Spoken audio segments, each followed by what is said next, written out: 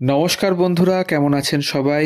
গল্প হলেও সত্যি চ্যানেলের আরও একটি নতুন গল্পে আপনাদের সকলকে স্বাগত জানাই।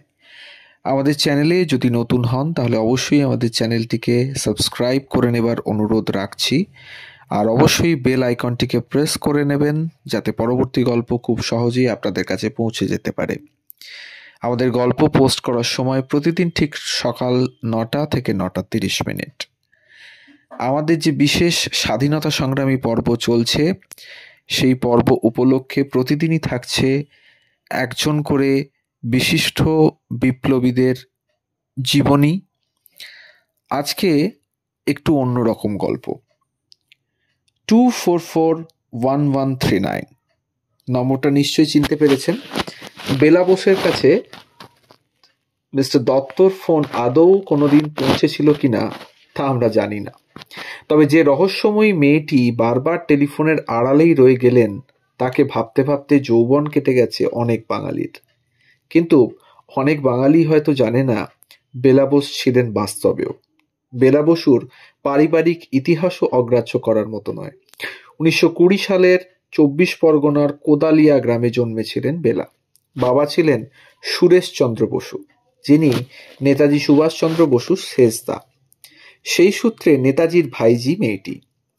1941 সালে নেতাজি যখন অন্তরীণ দশা থেকে পালিয়ে এলেন, সেই বিখ্যাত গৃহত্যাগে রীতিমতো সাহায্য করেছিলেন এই মেয়েটির ছোট বোন ইলা। বোঝাই যাচ্ছে দুই বোনের বেড়ে ওঠার সময় কাকার আদর্শ একটা বড় ভূমিকা পালন করেছিল। 1940 সালে নেতাজি রামগড় কংগ্রেস ছাড়ার পরই বেলা ঠিক করে ফেলেন এবার কাকার পাশে দাঁড়ানোর সময় এসে গেছে। আইএনএ তৈরি হলো।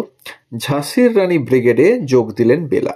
তার স্বামী হরিদাস মিত্র আইএনএতে গোয়েন্দা বিভাগে যোগ দেন। পরে বিভাগের প্রধান পর্যন্ত হয়েছিলেন। আর বেলাকে পাঠানো হলো কলকাতায় আইএনএর স্পেশাল অপারেশনগুলোর তদারকি করার ভার দিয়ে।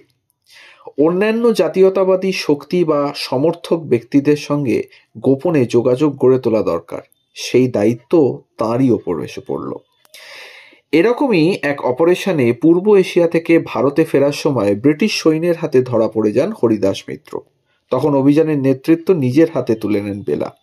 দলের সকলের সঙ্গে সংযোগ রক্ষা করে চলা, তাদের নির্দিষ্ট স্থানে নিরাপদে পৌঁছে দেওয়া এবং থাকার ব্যবস্থা করা, সমস্ত কিছু সুষ্ঠুভাবে সম্পন্ন করেন তিনি। অভিযান সফল হওয়ার পেছনে প্রধান ভূমিকা ছিল তার। বহু গুরুত্বপূর্ণ বিপ্লবীকে তিনি নিরাপদ স্থানে পৌঁছে দিয়েছিলেন, আর তার ব্যয়ভার সামলাতে অনায়াসে বিক্রি করে দিয়েছিলেন নিজের বিয়ের গয়না। দেখতে দেখতে 1944 সাল। মিত্র শক্তি মরণ কামড় দিচ্ছে। পাল্টা আক্রমণ জারি রেখেছে অক্ষ শক্তি, যাদের মধ্যে রয়েছে বন্ধু দেশ জাপান। জিতে নেওয়া আন্দামান নিকোবরের ভূমিখণ্ডে আগের বছরের 30শে ডিসেম্বর স্বাধীন ভারতের পতাকা উত্তোলন করেছেন নেতাজি।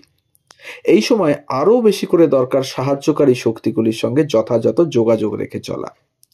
কয়েকজন দক্ষ রেডিও অপারেটর এবং গুপ্তচর নিয়ে নিজস্ব ট্রান্সমিটার এবং রিসিভার বসিয়ে ফেললেন বেলা, যাতে ভারত ও সিঙ্গাপুরের মধ্যে অবাধে যোগাযোগ রাখা যায়। পরবর্তী 1 বছর ধরে এই পথে সমস্ত জরুরি খবরাখবর দেওয়া নেওয়া হয়েছিল, আর কলকাতা থেকে একা হাতে এই পরিষেবা সামলেছিলেন বেলা।